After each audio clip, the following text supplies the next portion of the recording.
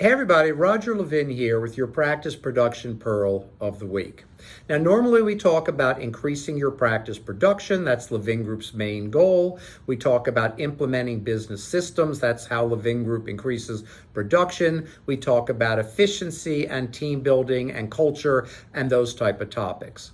So I'm going to go a little bit off the normal topics today, and I want to talk about keeping you out of trouble. Because every year we get new clients who've had trouble. Now, some things in life you can't help. You get sick, that's not your fault. A divorce may not be your fault, certainly. And I don't judge people. I don't judge when people tell me what's gone wrong for them and why they need help. My only question, I really mean it, is can we help this doctor and this practice? If we can, we're ready to jump in with both feet. But sometimes you get in trouble, and I sit back and I say, this could have been avoided. And here's a great way to know you can avoid it. If in order to do what you're going to do, you have to have a workaround, I'll explain that in a moment, you probably shouldn't do it.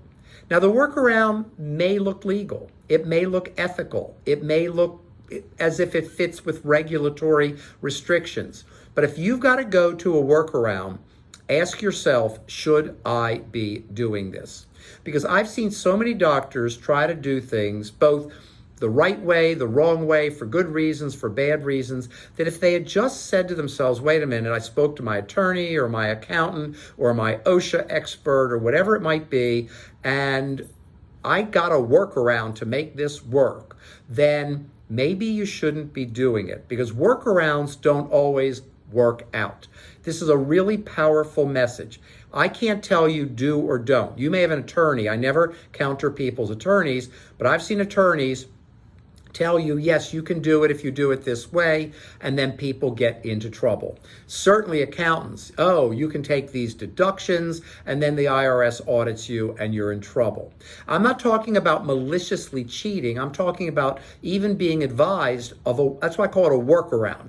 But the bottom line is regulations and laws are put in place for certain reasons. And if you happen to be a billionaire with teams of attorneys and lots of companies and you can shift money and trusts and this, that, and the other, well, then that's maybe a good possibility where even if you're caught, you're still better off.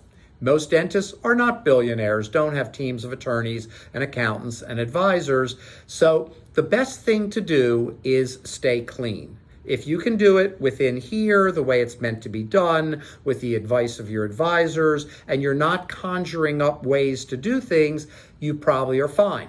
But if you have to start conjuring things to make things work, and if you're hoping that you don't get audited or you don't get reviewed or the state board doesn't look at you, if you have to think that way, you probably I won't say don't do it. That's not my role, but you should be thinking about whether or not you should be doing it.